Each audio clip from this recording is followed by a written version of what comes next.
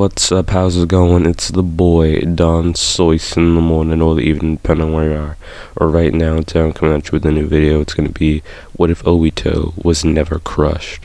It's going to be a new video to mix in with the others to, get my feng shui juices going and stuff. And I just kind of wanted to add another video, because I thought it'd be good for me. But yeah, there's going to be other videos, but I wanted to do this, so I've been doing the others for a while, and I do want to try to finish some series in the next few months. But yeah, I want to add another video for me. But yeah, without any further delay, let's get into the video. So the way that Obito survives is that while the cave that him, Rin, and Kakashi are in was caving in, Kakashi would get hit by debris and would fall, making Obito have to push him out of the way. The change comes in when Obito is about to get crushed by a falling boulder. Kakashi is able to quickly weave the hand signs for Chidori and bust up the rock that was about to crush Obito. He would then make 2 mud walls to 10 in his team. He'd then try to charge another Chidori, but since he was low on chakra and that might be dangerous, Obito had him make the signs for the jutsu and quickly cancel it out, and then he'd copy it. He'd use it to bust them out of the cave and make a hole so his team could follow through, though as the first person through, he'd see the rock ninjas surrounding them. He'd walk out of the cave. Rin, make sure Kakashi's okay. I'll take care of these guys. But Obito! Rin yelled to her teammate, though he just kept walking. He ran into the battlefield and yelled, "I'm not gonna die here, and neither are my friends!" He began to take them all on, but luckily, before he could get into too much trouble, Minato would show up and finish off the rock ninja. Then, after a little while, Kakashi and Obito awoke at the same time.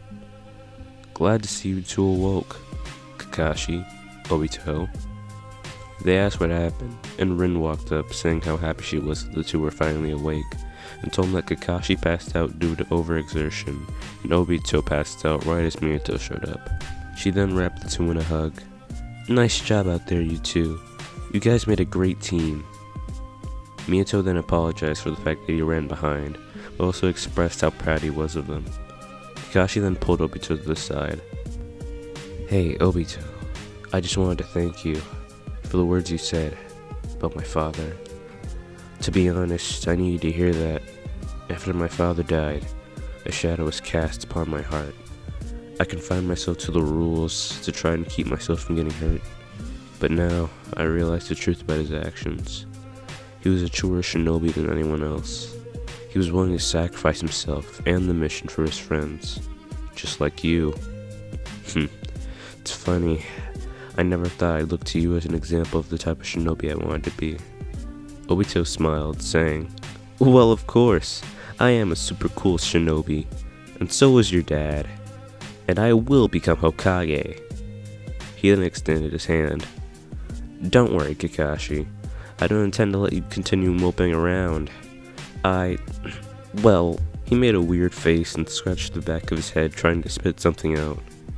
"This may sound weird, but I don't want you to worry, because if it's what you need, then I'll become your new light." Kakashi looked up to his friend and wiped away a tear. "Oh, come on, Kakashi. Don't make this any weirder than it already is." Kakashi grabbed the hand extended to him and got up. "Thanks, friend." After this mission, Kakashi and Obito would form a strong bond and become best friends. The two would also move in together, being that they're both orphans.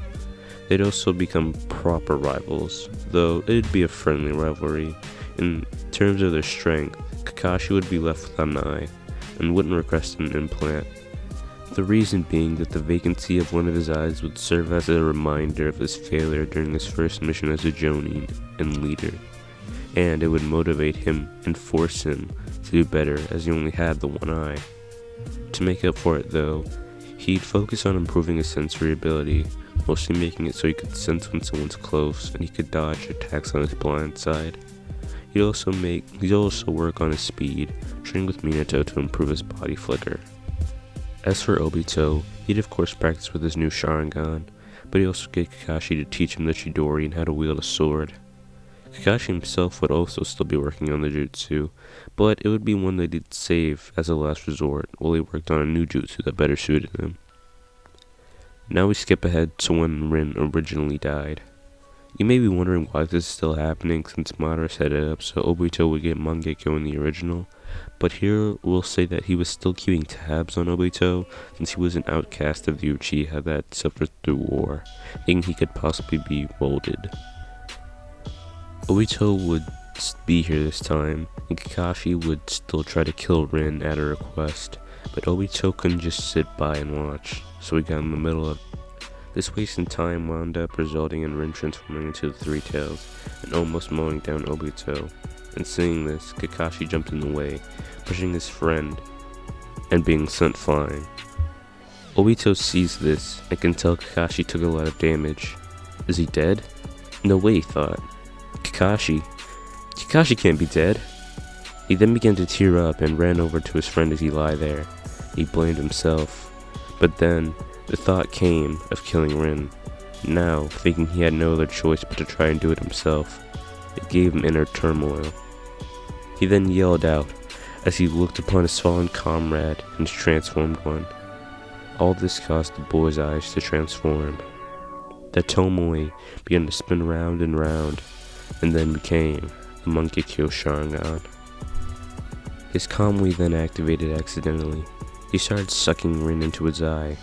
He didn't know what was happening or why, but he ran with it and put his power, all of it, into his eye. This would lead to him completely sucking up the Three Tails, but leaving him with a bloody eye. He then ran over to Kakashi and checked his pulse, being relieved to see that he was alive, even though he was in critical condition. He took Kakashi back to the Leaf, and he was taken to the hospital, while Obito asked Minato about his eye since he had sucked Rin in and didn't know how to get her out. Minato decided to take him to the Uchiha district and ask around, and they'd be told that it was unlikely that Obito had awakened the Mangekyo Sharingan. He'd be told how few have obtained those eyes, and to reactivate it, he should put himself back in the situation that he had gotten them in the first place. Obito then activated his base Sharingan, and thought back to when Rin transformed, thinking about how he couldn't bring himself to kill her, and as a result, she transformed. Then her seemingly killing Kakashi, and the feeling that he had no other choice but to try and go for her life. He then finally broke through again and reacted to his Mangekyo Sharingan. The Uchiha, after seeing Obito actually having the Mangekyo, would want to keep him around and see what he could do, mold him even, but Minato would have other plans. He'd take his student with him, along with Kushina, to a little outside of the Leaf Gates. He'd then tell him that he wanted to have Obito try and release the Three Tails, and didn't want it running rampant, but if it did, that's what Kushina was there for, that she could use the Uzumaki chains to try and restrain it. Obito then tried to replicate the feeling he had when he sucked Rin into his eye, and was able to once again use the Kamui, popping out Rin, who was untransformed and passed out. Minato would then tighten the seal that Rin had on her, that contained the Three Tails. Obito and Rin would then both get sent to the hospital, and after hearing how Obito was able to make it so that she wouldn't have to die, Rin warmed up to him even more, and after a while, they'd get together. After a while of being with Rin, Obito would try to wingman for Kakashi, trying to get his introverted best friend with some ladies, leading to Kakashi ending up with Hanare from Shippuden episode 191, a girl he met on a mission. She'd be coming to the Leaf to see Kakashi, and thanks to Obito coming in with the assist, her and Kakashi would wind up together eventually. But now we switch to the topic of conversation. While this is a story with Obito in name, there are others to focus on, because of course, Obito not getting crushed by that boulder had multiple repercussions. First, we look at Matara. As with the chain of manipulation, Black Zetsu manipulated Matara, and Matara manipulated Obito, who is a big part of multiple events. Though Matara doesn't have Obito here, he has no type of disciple that he can use in any way to continue his plans of infinite Tsukuyomi after his death. But he was able to form a plan. Right as he knocked on this door, he explained it to Zetsu. A fabricated story for Zetsu to tell. One of a god that had come from another realm to bless the people of this world with infinite Tsukuyomi. but only if they could prove that they were worthy. So, this god decided to bless someone of the human world with his Rinnegan, and he created the tailed beast. He also left Zetsu in this world as a messenger. The task he left for these humans: battle the 9-tailed beasts and take their power from them. Then, after finding the Messiah with rippling purple eyes, channel the power of the beast into them, and they'll have the ability to summon the Ghetto statue, the husk of the 10 tails, the ultimate tailed beast. Then have it gaze upon the moon, reflecting an illusion upon the entire world. Matara told Zetsu to take this story and spread it around, creating a following around it, this fake god, and gather strong warriors, including the child who now wields his Rinnegan. Shortly after, Matara passed, and Zetsu went to look for his first apostle. Though, lucky for him, he found a whole group to manipulate. The group being the very same one that Hidan belonged to, the cult of Jashin. Black observed the followers of Jashin for a while, and then he made his move. He addressed the leader, a man named Karu, while he was speaking the word. At seeing Zetsu, Karu yelled, "What exactly are you?" But Black just jumped down from his high ground and calmed him down. He then lied through his teeth, convincing him and his congregant that Jashin was a part of the Otsutsuki race, along with his mother, Kaguya. He used Matara's story, but fabricated it a little bit. Instead of one savior coming from another realm, he said that Kaguya and Jashin came together and wanted to usher in a new age for the humans of this world, and decided to aid them by showing humans the way of chakra and the ways of their utopian homeland that they unfortunately didn't have the ability to take the humans there to see. But as they worked towards this new age, Kaguya was betrayed, not seeing it coming, as it was by her 2 sons. Kaguya and Jashin had lost the battle, though before they were sealed away, Jashin decided that they could still help this world. So, as a last-ditch effort, he separated his chakra into 9 separate parts, creating the tailed beasts at the cost of his physical being. And after he told Kaguya his new plan, she passed it on to him, her newly created Zetsu. Jashin's soul was then reincarnated, giving someone else his Rinnegan, as his consciousness lay dormant in them until his power returned to him. I was able to escape without the suns knowing, and for eons I have walked this earth.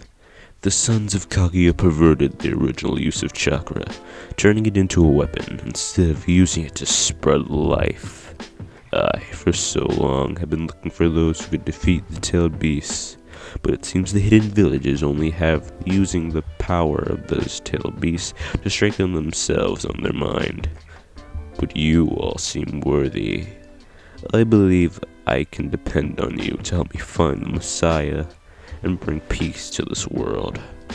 As Zetsu capped off his monologue, he extended a hand to Karu. Can I? Karu smirked and shook. The followers of Jashin will aid in our Savior's goal of peace in any way we can. Long live the followers of Jashin. Or rather, as he looked toward Black, the followers of Otsutsuki. We now look at someone else affected by a lack of Obito, Nagato. Obito was the one that gave him the idea of the new Akatsuki after Yahiko died. Without him being there, this Nagato just wandered. Yahiko would still have met with Hanzo the salamander and would be betrayed, leading to the death of all his friends beside Konan after they tried to fight Hanzo's forces. After Nagato used the power of the Rinnegan to get his revenge, he just began to wander aimlessly. He was broken. His friends, Yahiko, they were all dead. Konan, of course, didn't want anything to happen to her friend, so she followed him. Nagato didn't even give his body time to recuperate after the fight, so he was already pretty weak now. Konan made sure he didn't die though, but he just kept walking and walking. He had no destination, no goal, no dream. He was dead inside. But one day he had an encounter that would change his life. He and Conan would be minding their business until a man in a white cloak approached them. Conan got defensive and asked who the man was. The man put his hands up, saying that he came in peace. He then lowered his hood and introduced himself as Karu. "And don't worry about introducing yourselves," he said. "I know who you two are, Conan and Nagato." Conan once again got into a defensive stance. "Again, I come in peace. I admit I have been keeping tabs on you two, trying to track you down, but not to fight, just to talk. I actually want your help with something that could benefit us all." Karu tried to get through, but Nagato cared not, simply walking past him. "Shame. I really thought that you would have wanted to be able to see your fallen comrades again." Hearing that, Nagato stopped in his tracks, for the first time since the fight with Hanzo, and to Conan's surprise, spoke. "Explain yourself." Karu smiled and turned to face Nagato. He then proceeded to tell the two the same story that Black told him, and when they asked what it had to do with them, he explained how Joshin had made it so he would reincarnate into a human with Rinnegan, so that there'd be someone with the ability to absorb the power of all the tailed beasts. "And why should we believe you?" Conan asked. "Why not?" Karu retorted. "Nagato has the Rinnegan. The tailed beasts are clearly real, and I can even take you to meet Black Zetsu. The Lord Joshin has even blessed us with a powerful ritual to help us defeat our enemies." Conan was definitely skeptical about this whole thing, but Nagato didn't skip a beat. He instinctively used the animal path to summon the giant drilled-beak bird. He then jumped on top of it and told the other two to hop on, and for Karu to show him where he can find the Zetsu he spoke of. He told him he should know the way, as the fellow followers of Otsutsuki are currently residing in his old village, the Rain. Nagato's eyes opened wide, but then narrowed, as he flew them there. He flew them as fast as he could, and he cancelled the summoning just in front of the village entrance. Conan helped Nagato walk as he barely could, especially after expending the energy needed to use the summoning when he had been walking all that time without break. Karu had then brought them to the base FOO had been using. They quickly found Zetsu, a dark figure with yellow eyes, clearly not human, who backed up everything Karu explained earlier. The pair of wanderers were now somewhat more inclined to believe what they had been told. "More importantly though," Nagato started, "what exactly are your plans for this village?" Black smiled and said, "Well, you did defeat Hanzo, didn't you? Only fair for you to claim your spoils. We have the forces. When you're up to it, we intend to take over." Zetsu told Nagato about the King of Hell, knowing about the abilities of the Rinnegan, and told him to use it to heal himself and relieve him of fatigue. He did so, and had Conan use it as well, saying that she probably was just as tired of it as him, if not more. Karu then introduced their forces. There were multiple believers that wanted to support the goal of infinite Tsukuyomi, so they trained to become fighters, healers, and sealers. Then there was the hired muscle, though they technically volunteered, the Kaguya clan. That's who had found out about them, and to save face for Kaguya, he told the followers of Otsutsuki that these descendants of Kaguya had lost their way due to the corruption via the two bastard sons, making them dilute from the original ways of Kaguya's clan, but would still prove helpful in defeating the tailed beasts, especially after he found out that every few generations, a Kaguya clan member would develop a bone manipulation Keki Genkai, similar to what his mother had. He was easily able to recruit them by saying that he wanted them to fight the villages, Jinchuriki, and actual tailed beasts, and if they helped them, the end result would be the world of their dreams, whatever that might be, though he did have a feeling that they'd all just want to keep fighting forever. And though he was vague, not exactly mentioning that they'd be trapped in a dream, he had them at fighting entire villages. Nagato then addressed everyone. "We go now. Everyone just follow my lead." Before they headed out, though, one of the Kaguya clan members challenged Nagato, saying that he didn't look so tough for the reincarnation of a god. That member was then grabbed by the neck and thrown into a wall.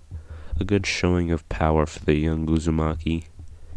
He asked if anyone else had a problem, and no one spoke up.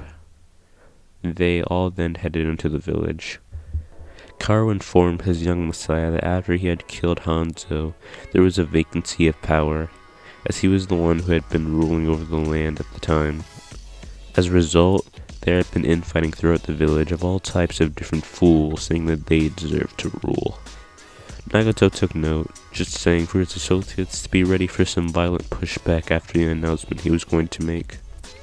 They then made it to the center of the village, and once again Nagato used his bird summoning to fly overhead so people could see him. He yelled down to the village, "People of the rain, I am the one that killed Danzo. Therefore, I will usurp his title as ruler. I'll be looking over this village from now on. I, Nagato Uzumaki, otherwise known as your savior." At hearing this, lots of people came out from the woodwork to challenge him, but they were either cut down by the Kaguya or detained by other forces. Nagato and Karu even got in on the action, with Nagato using his other summonings and stabbing people with chakra rods, and Karu using the same powers Hidan had displayed, though he wielded a sword. With all these forces, the fighting ended as soon as it began. Nagato hopped on top of his bird again, flying overhead of all the people, along with Konan, who used her paper to form wings, as the civilians came to see what was going on after things had died down. At seeing them, Nagato de-summoned the bird mid-air and tried something risky. He de-summoned the bird and used the power of the Diva Path to levitate. Konan, seeing this, said, "Nagato, you shouldn't be trying to do that. You barely know how to use that power." He responded, "Don't worry, Konan. I know what I'm doing. You know what we look like up here, right?" She then looked at him and herself. "Well, with my wings and your Rinnegan, I'd say we look somewhat like a god and an angel." "I'd say so too. Though, in that case, you'd be somewhat like my guardian angel, huh?" He then looked toward his friend and smiled. "This is only the first step, Konan, but a big one. We've claimed this place as our own now. We will achieve it. Infinite Tsukuyomi." He grasped her hand. "We'll create the world of our dreams, everyone's dreams. A world Yahiko would be proud of." Konan held onto her friend's hand as tightly as she could and smiled back at him. "Yes, we most definitely will, Nagato." And that, ladies and gentlemen, is going to be it for part 1 of What If Obito Was Never Crushed by the Rock. We've gone over Obito, Kakashi, and that whole team. We've gone over Matara and Black Zetsu, the new followers of Otsutsuki and Nagato. Tell me down below if you liked how I added in the followers of Otsutsuki, the Kaguya clan, and if you're interested with what I'm going to do with all of them. Earlier on, I thought about using, adding in, what's his name? Bone Guy? I forget all of a sudden. But, what was his name? Well, whatever the other, like, the strongest dude who was part of the Kaguya clan, I'll probably put it, like, in words, but, I forget his name. But whatever his name was, I was thinking of including him, and, like, just changing around the timeline, because believe it or not, like, I thought I could have him here as a child, but he's only 15, and everyone in the Sound 5 look old as heck, because they're all only like teenagers. They're like 15, 16 to 14. That's like the age range. They all look way older than that. They look like in their like 20s, 26. But yeah, oh, Kimimaru. I thought of having him as a child, but he's only 15. The man looks like a whole adult, but whatever. Yeah, that's gonna be the end of it today. Tell me how you like the part. Tell me what you think's gonna happen next. And if you enjoyed, like, comment, and check out some of my other videos. If you like what you see on the channel, consider subscribing. And the after day is gonna be end. It's gonna be done, so slicing out. Bye.